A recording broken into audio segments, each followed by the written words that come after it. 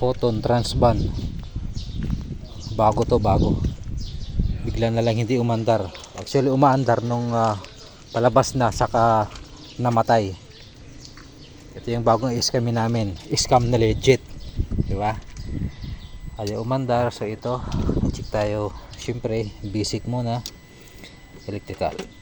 Hop, hindi siya na. Hanap tayo ng spare fuse. Saan kaya tayo makahanap? Meron, yun, 15 partner. Ito yung ating tester, nabili sa Lazada, halagang 1.5 lang. Yan partner, meron pa lang ano dun.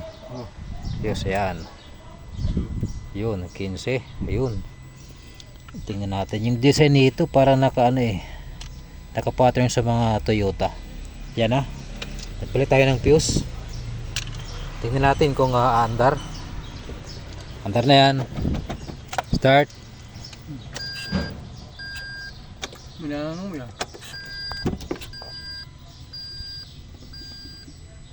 Uy, parang may nangangamoy sunog.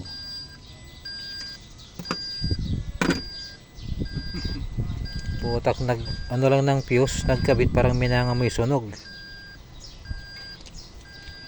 Wala, nakatakot naman to, baka biglang sumabog to, masisi pa tayo. Kabit natin. Start.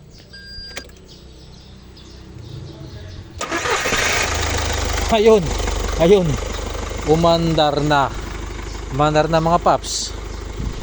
Ulitin natin, patay natin. Asan yung kanyang takip ng fuse? So dito siya nakalagay. Ang kanyang fuse ay oxygen sensor. Ano kaya nakalagay?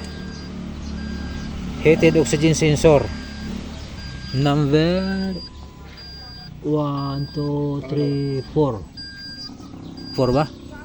1, 2, 3, 4. So pang-apat ang nakalagay dito ay fan control. Oh, ang layo fan control Pangalawa, 1, 2, 3, 4. 4 nga. Number 4 nakalagay dito ay fan control. Ang layo, fan control Pang-lima pa nyo. Ha? Yung pinaka natin Pang-lima?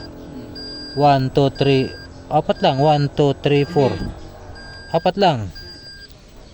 Fan control nakalagay dito, pero hindi siya umaandar. So yun, umaandar na. Isa pa, AC 5K. Oh, yun, AC 5K mga paps. Kaya lang may naka-check engine na yun. Buburahin pa natin. So yun, reset na lang ng scanner yung check engine. Yan si Sir, taga Santa Maria.